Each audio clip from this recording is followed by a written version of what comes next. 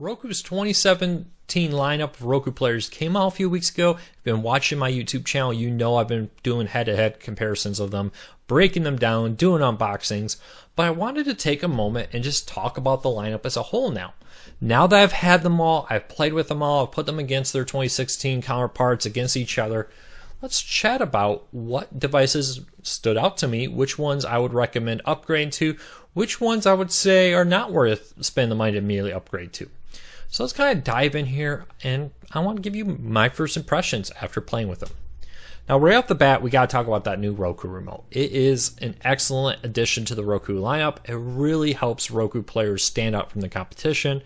Not only is the big selling point the ability to power on and off your TV and control the volume through your Roku Remote, there's a new Roku layout of the buttons here. You notice that the play pause button is bigger.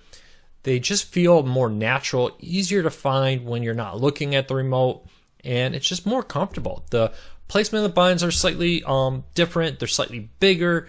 The OK button has moved into the D-pad on all Roku remotes now. For a little while ago, they had the D-pad and then the OK button down below. That's completely gone. All Roku TVs and Roku players now have it inside the D-pad.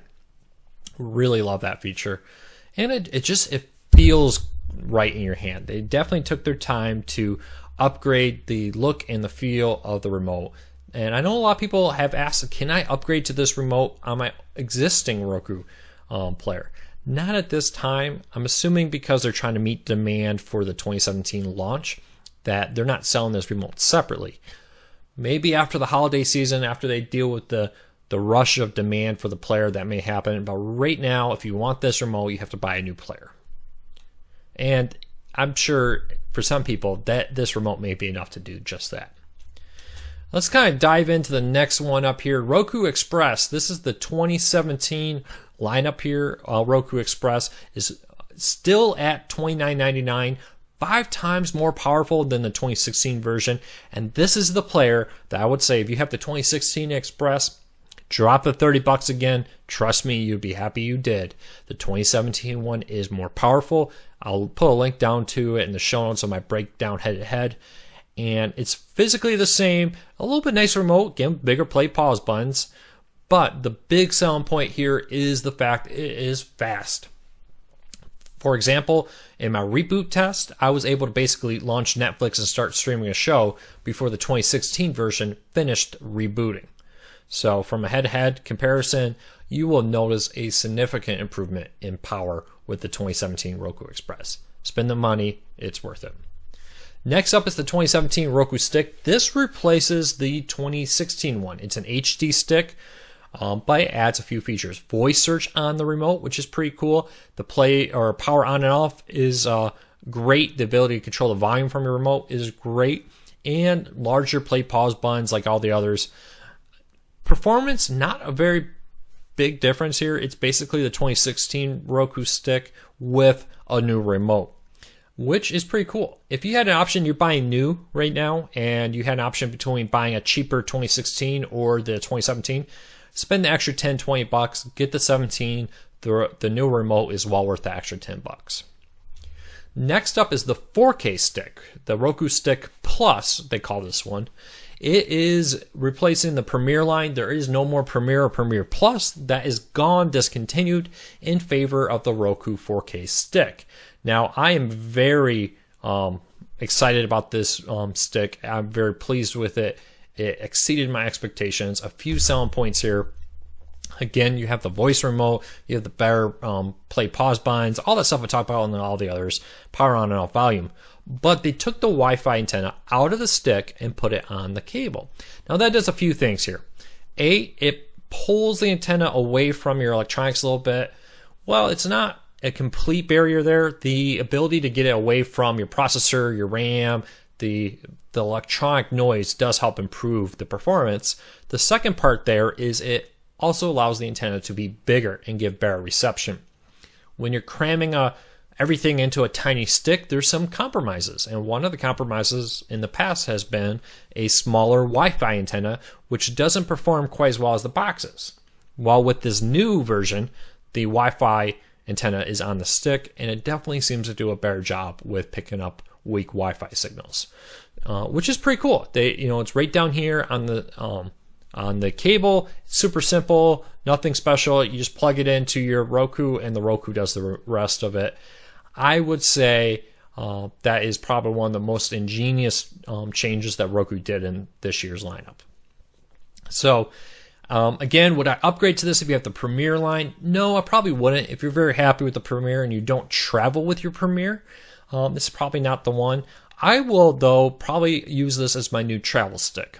I travel a lot for work. I bring a streaming stick with me. I love the better Wi-Fi antenna because many hotels have weak Wi-Fi. That's pretty cool. The voice search on this is nice. The power on and off your TV without having to program it, auto detects it, was pretty cool. So I would buy this over the 2016 Premier line if I was buying new. If you're happy, I wouldn't necessarily upgrade, but for many people, that new remote will be enough to sell you on the 2017 4K Roku Stick. Lastly, you have the new Roku Ultra. Very aggressive price point here. 4K HDR is 60 frames per second. All the bells and whistles of a very powerful streaming player under $100. So they dropped the price from $130 down to $99.99, which is a great selling point. Still has the headphone jack for private listening. This is currently the only Roku that has that built into the remote. All the features of the new remote you've heard me talk about time and time again. It still has the Find My Remote feature. So press that little button at the top of your Roku there. It makes the Roku Remote chirp. It allows you to easily find your missing remote. If you're like me and you have kids who shove that into the bottom of the couch or the toy chest or who knows where, this is a pretty nice feature. It does lose the optical audio out.